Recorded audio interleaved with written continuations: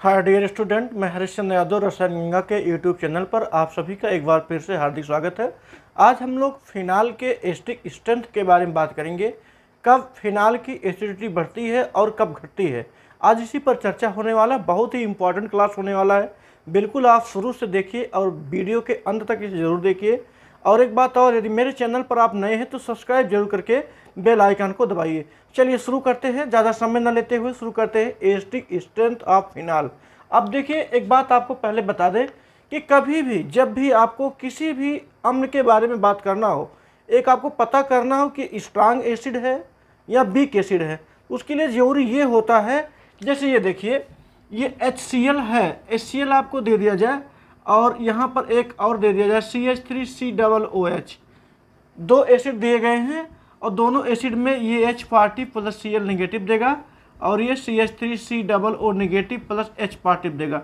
अच्छा, हम जानते हैं कि दोनों ही एसिड हैं, हाइड्रोक्लोरिक अम्ल है और ये एस्टिक अम्ल है, दोनों ही अम्ल है, दोनों ही H पार्टिव का डोनेशन कर रहे हैं। लेकिन अब ये जानना बहुत ज़रूरी है, इन दोनों में स्ट्रांग एसिड कौन है और वीक एसिड कौन है। अब इसे जानने के लिए एक कीवर्ड है, उसे ध्यान में रखेंगे। कीवर्ड ये है कि जो आसानी से easily remove H positive ion, जो बहुत ही आसानी से, बहुत ही फास्टली, बहुत ही तीव्रता से H पॉजिटिव आयन निकालते हैं, वह एक अच्छे एसिड होते हैं, एक स्ट्रांग एसिड होते हैं। लेकिन जो वीकली निकालते हैं, मतलब H पॉजिटिव दे देंगे लेकिन बहुत देर बाद, एक समय लेंगे, टाइम कंजप्शन होगा इनके पास, तो ऐसे एसिड जो होते हैं वीक एसिड होते हैं। लेकिन इस बात की जानकारी हमें तब मिलती है जब हम रेट ऑफ रिएक्शन देखते हैं, किस रेट से निकलता है। तो यहाँ पर जैसे हम कह दें, ये पॉजिटिव आयन HCl से बहुत तेज़ी के साथ निकलता है। अच्छा, बहुत तेज़ी के साथ निकलता तो हम मानेंगे कि स्ट्रांग एसिड है। अगर ये कह दें बहुत ही वीक के साथ, मतलब बहुत ही कमजोरी के साथ H पॉजिटिव निकल रहा है, तो मतलब ये वीक एसिड होगा, आपको ये मानना होगा। लेकिन ऑर्गेनिक केमिस्ट्री में स्टेबिलिटी देखा जाता है। यदि हमें ये ना पता चले कि कौन सा एसिड है जो प्रबलता के साथ H पॉजिटिव रिलीज कर रहा है, यदि हमें ये जानकारी ना हो पाए, तो हम उसके दूसरे भाग की स्टेबिलिटी पर देखते हैं। अब दूसरा भाग ये है, स्टेबिलिटी इसकी देखेंगे और दूसरे भाग की स्टेबिलिटी इसकी देखेंगे। जो भाग ज़्यादा स्टेबल होगा H पॉजिटिव को निकालने पर, वो उसकी कह सकते हैं स्ट्रांग एसिडिटी को रिप्रेजेंट करेंगे। बस आज इसी पर हमको चर्चा करना है, फिनाल को लेकर के। फिनाल हम जानते हैं कि जब हाइड्रॉक्सी ग्रुप डायरेक्टली अटैच हो जाता है किसी बेंजीन रिंग से, तब वो फिनाल कहलाता है। आपको दिखाते चलें, ये है आपका फिनाल, यहाँ पर OH देख रहे हैं, ये बेंजीन के नाभिक से डायरेक्टली अटैच है। और जब ये टूटेगा, जब ये टूटेगा तो देगा ये इस प्रकार से O negative plus H positive. तो बिल्कुल तय हो गया कि यही है इसके एसिडिक करेक्टर। H पॉजिटिव दिया है तो ये एसिड होगा, निश्चित है ये एसिड होगा। ये जो भाग है इसको बोलते हैं फिनॉक्साइड, इसको बोलते हैं फिनॉक्साइड आयन। लेकिन अब इतने से बात क्लियर नहीं होती है, हमें तो ये जानना है कि ये वीक एसिड है कि स्ट्रांग एसिड है। अभी तो फिलहाल जानिए, यह एक वीक एसिड है। अब यदि कहा जाए कि इसकी एसिडिटी को आप इंक्रीज करिए, एसिडिटी इसकी बढ़ कह सकती है, हमें इसका जो है जब रेजोनेंस स्ट्रक्चर बनाएंगे तब समझ में आएगा। जैसे अभी तो हमने कह दिया कि जो फिनॉक्साइड है, ये फिनॉक्साइड इस H पॉजिटिव के निकल जाने से प्राप्त हुआ है, यानी फिनाल से H पॉजिटिव निकलता है तो फिनॉक्साइड फॉर्म में आता है। ये बताया गया कि H पॉजिटिव अगर ईजिली निकलता है तो शुरुआत में ही हम जान जाएंगे कि स्ट्रांग एसिड है, यदि वह ईजिली नहीं निकलता है तो वीक एसिड है। यहाँ पर अब आप जानिए कि ईजिली तो नहीं निकलता है तो कहने मतलब वीक एसिड है। लेकिन अगर वीक एसिड है, उसको स्ट्रांग की अवस्था में लेकर के आना है तो क्या करना होगा। देखिए क्या करना होगा, उसके लिए सबसे पहले आप इसका रेजोनेंस करिए।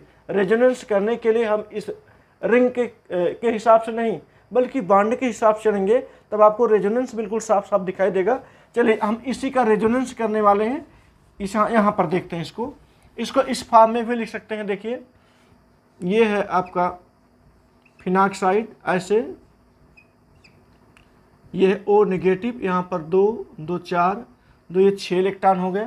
अच्छा, होगा क्या ये यहाँ पर रेजोनेंस पाया जाएगा कि नहीं। हमने पिछले क्लास में आपको बताया था, जब दशा कहीं ऐसी आ जाए, इस प्रकार से हो, इसके पास लोन पेयर ऑफ इलेक्ट्रॉन हो और यहाँ पर डबल बॉन्ड हो, यानी सिंगल बॉन्ड पर लोन पेयर ऑफ इलेक्ट्रॉन हो और उसके आगे डबल बॉन्ड हो, तो एक अच्छा रेजोनेंस पाया जाता है।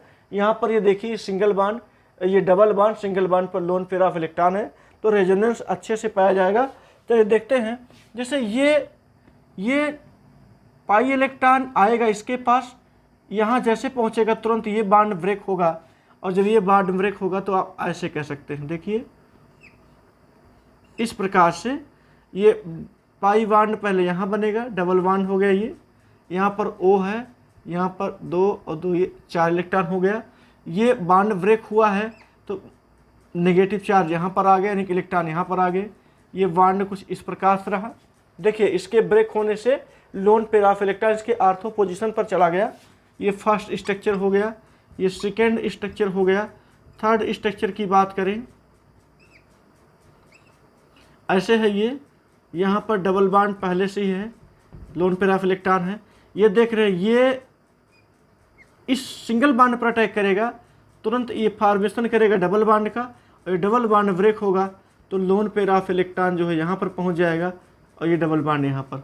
फिर आगे बढ़ेंगे, फिर यहाँ पर देख रहे हैं यही जो लोन पेयर ऑफ इलेक्ट्रॉन है यहाँ रेजोनेंस करेगा, और जब यहाँ पर रेजोनेंस करेगा तो देखिए ये डबल बॉन्ड यहाँ बनेगा, और ये डबल बॉन्ड टूट करके यहाँ आएगा, तो लोन पेयर ऑफ इलेक्ट्रॉन जो है यहाँ पर पहुँच जाएंगे आर्थो पोजीशन पर, और डबल बॉन्ड पर जो है ये ऑक्सीजन है ही ये।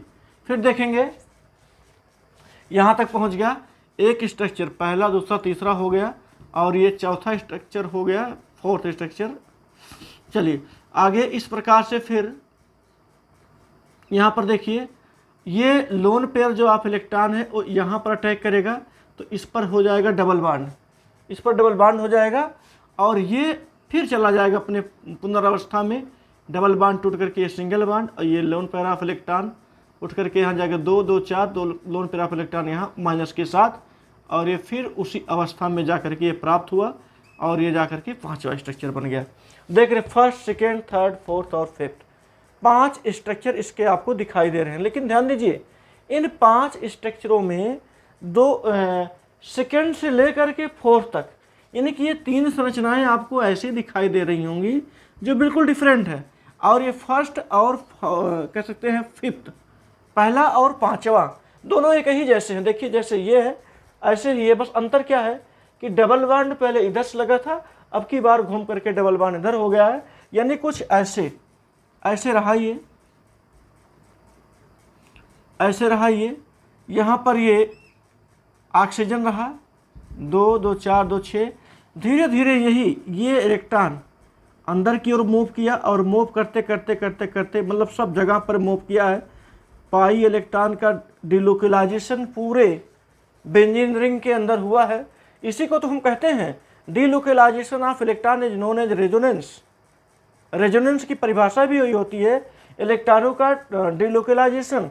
ये देख रहे हैं यहाँ से इलेक्ट्रॉन डिलोकलाइज्ड हुआ है, आर्थो पर गया, इधर गया, इधर गया, घूमते घूमते ये फिर अपनी पुनरावस्था में चला गया, यानी कि 5वां स्ट्रक्चर फिर से प्राप्त कर लिया। तो 3 जगह पर आप देख रहे हैं, वो 3 जगह कौन कौन सा है। देखिए ये आर्थो पर, यहाँ पैरा पर, फिर आर्थो पर। वैसे तो देखा जाए तो केवल 2 ही पोजीशन है, आर्थो 2 बार है, पैरा 1 बार है, पर इलेक्ट्रॉनों की डेंसिटी अच्छी दिखाई दे रही है। इलेक्ट्रॉनों की डेंसिटी अच्छी दिखाई दे रही है। जब हम स्ट्रेंथ ऑफ एसिडिक नेचर की बात करेंगे इन फिनालों में अम्लीय प्रबलता की बात करेंगे, कब अम्लीय प्रबलता आएगी, तो स्टूडेंट्स हमने बता दिया था शुरुआत में कि एक अच्छे अम्ल वह होते हैं जो प्रबलता से H पार्टिव रिलीज कर दें, और दूसरे एक अच्छे अम्ल वह भी होते हैं जो H पार्टिव को निकालने के लिए फेवरेबल कंडीशन पैदा करें। 2 बातें हो गई। तीसरी बात और एक नई भी है कि यदि फेवरेबल कंडीशन पैदा करने के बाद, जो तीसरी बात हम बता रहे हैं उसको भी ध्यान सुनिएगा, या तो जो उसका दूसरा हिस्सा बचा हुआ है H पार्टिव के निकलने के बाद जो दूसरा हिस्सा बचा हुआ है वो संतुष्ट हो जाए, यानी कि H पार्टिव को निकालने के बाद वो संतुष्ट हो जाए, यानी स्टेबल रूप फॉर्म में आ जाए, तब वह अम्ल एक अच्छे अम्ल की भांति बिहेव करेगा। चलिए यहाँ पर 3 पोजीशन जो आपको दिखाई दे रहे हैं, 3 स्ट्रक्चर दिखाई दे रहे हैं, तो यहाँ पर देख रहे हैं, यहाँ पर भी इलेक्ट्रॉनों घनत्व ज़्यादा है, यहाँ पर इलेक्ट्रॉन घनत्व ज़्यादा है, यहाँ पर इलेक्ट्रॉन घनत्व ज़्यादा है। यदि कोई ग्रुप्स ऐसा आ जाए, ऐसा जुड़ जाए जो इनके इलेक्ट्रॉनों को खींच ले, यानी इनके माइनस चार्ज को स्टेबल बना दे, तो ये समझ लीजिएगा कि ऐसे ग्रुपों के जुड़ जाने से उस अम्ल की अम्लता बढ़ जाएगी, फिनाक्साइड आयन जो होगा काफ़ी स्टेबल हो जाएगा। तो कौन है जो इनकी स्टेबिलिटी को बढ़ाता है? तो 2 ग्रुप्स हैं। एक ग्रुप है इलेक्ट्रॉन विड्रा ग्रुप, इलेक्ट्रॉन को अपनी ओर खींचने वाले समूह, इलेक्ट्रॉन को अपनी ओर खींचने वाले समूह, और एक है electron donating group. Electron donating group का मतलब होता है, हम लिख देते हैं ये इलेक्ट्रॉन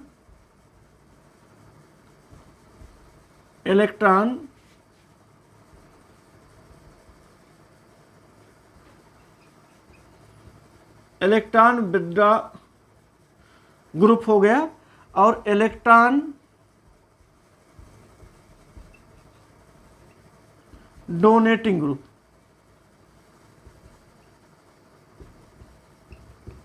इलेक्ट्रॉन डोनेटिंग ग्रुप, ध्यान दीजिए, इलेक्ट्रॉन विड्रा ग्रुप का मतलब होगा कि जो इलेक्ट्रॉनों को अपनी ओर खींचे। जैसे देखिए, अगर हम बात करें इलेक्ट्रॉन विड्रा ग्रुप की बात करें, जैसे एक समूह है NO2, नाइट्रो समूह होता है। नाइट्रो समूह जब भी ये बेंजीन रिंग से जुड़ेगा, आप देखिए ध्यान से, अभी हम उसको डिटेल करेंगे, नाइट्रो बेंजीन को लेकर के और बेंजीन फिनाल को लेकर के तुलना करेंगे, दोनों में कैसे एस्ट्रिक स्ट्रेंथ को बढ़ाते हैं।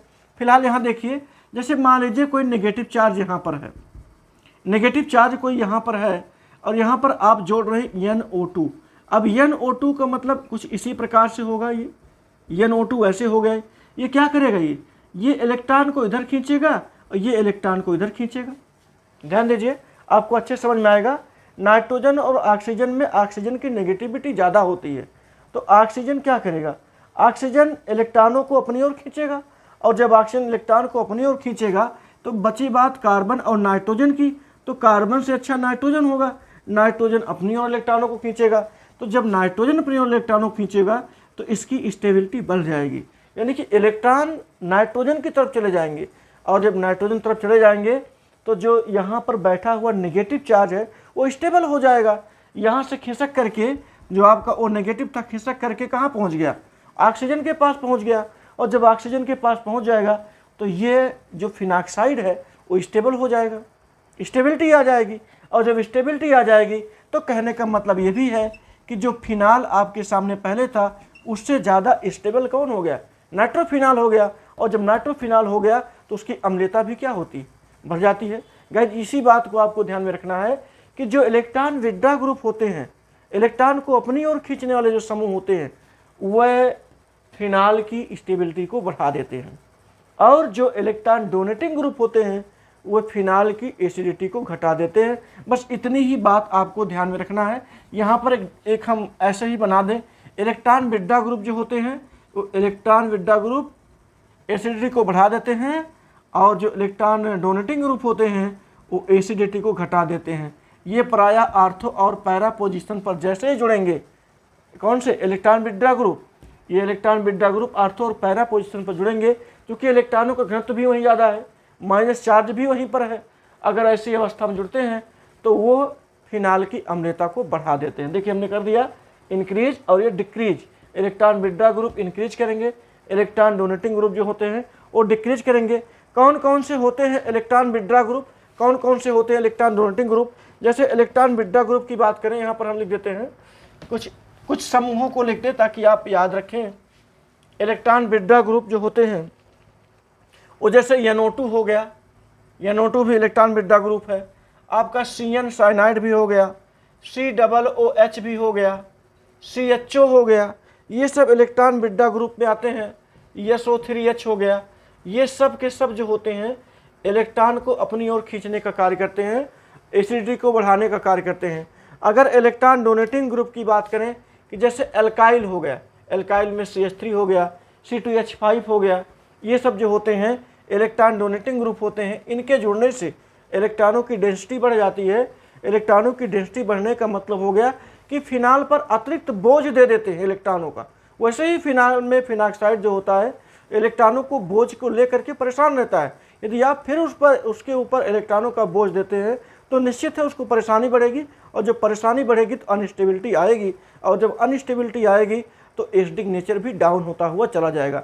आपको इसी बात को ध्यान रखना है कि फिनाक्साइड पर लदे हुए बोझ यानी कि नेगेटिव आयन को खींच करके अपनी ओर ले आना किसी समूह के द्वारा, अगर ऐसा किया जाता है तो समझ लीजिएगा उसकी स्टेबिलिटी को या उसके एसिडिक प्रॉपर्टी को बढ़ा रहा है। ये है आपका एल्काइल ग्रुप। दूसरा है आपका OH, OH हो गया, OCH3 एल्काक्सी हो गया, NH2 ये सब देख रहे हैं, इनके सबके पास इलेक्ट्रॉनों की डेंसिटी अधिक होती है, और ये जब इलेक्ट्रॉनों की डेंसिटी अधिक होती है तो डोनेट करते हैं, तो निश्चित है कि स्टेबिलिटी कम हो जाएगी और साथ साथ उनका एसिडिक नेचर भी कम हो जाएगा।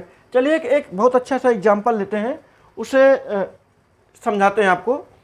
किसी इलेक्ट्रॉन विड्रॉ ग्रुप और इलेक्ट्रॉन डोनेटिंग ग्रुप के सहारे, जैसे एक कंपाउंड है, जैसे दिया जाए आपको ये फिनाल कह देते हैं, ये फिनाल दिया गया है, और दूसरा है ये पहला कर दिया गया, दूसरा है ये यहाँ पर OH दे दिया गया, और यहाँ पर दिया गया NO2, ध्यान दीजिएगा NO2 दे दिया गया, और तीसरा यहाँ पर आपको दे दिया जाता है OH फिनाल दे दिया गया, और यहाँ पर ही दे दिया जाए OCH3, और कहा जाए इंक्रीजिंग ऑर्डर लिखिए। देखिए इंक्रीजिंग ऑर्डर लिखेंगे लेकिन बिल्कुल समझ करके, कैसे लिखना है कैसे समझना है। देखिए इस पर तो कोई ग्रुप लगा नहीं हुआ है, पहले वाले में कोई भी ग्रुप नहीं लगा हुआ है, बिल्कुल ये फिनाल है एकदम साफ है, इस पर कोई भी ग्रुप ऐड नहीं। ये भी फिनाल है लेकिन ये नाइट्रोफिनाल है। कैसा फिनाल है? नाइट्रो, ये है नाइट्रोफिनाल, क्योंकि यहाँ पर नाइट्रो समूह जुड़ा हुआ है। और ये कैसा फिनाल है? ये भी फिनाल है लेकिन मेथॉक्सी फिनाल है। ये यहाँ हम लिख देते हैं मेथॉक्सी फिनाल है। ये भी बात समझ में आ गई आपको। कैसा मेथॉक्सी फिनाल है? पैरा मेथॉक्सी फिनाल है। आप लिखना चाहें तो लिख सकते हैं पैरा मेथॉक्सी फिनाल है। ये आर्थो नाइट्रोफिनाल है, बिल्कुल समझ में आ गया होगा। आर्थो पोजीशन पर लगा हुआ है और ये पैरा पोजीशन पर लगा हुआ है। यहाँ पर कोई किसी पोजीशन पर कोई भी समूह नहीं लगा हुआ है, कोई भी ग्रुप, चाहे इलेक्ट्रॉन विड्रॉ ग्रुप हो चाहे इलेक्ट्रॉन डोनेटिंग ग्रुप हो, कुछ भी नहीं लगा हुआ है। आपको कंपेरिजन करना है which is more strongest acid in 3 examples. इन तीनों एग्जाम्पलों में सबसे ज़्यादा एसिडिक नेचर कौन रखता है।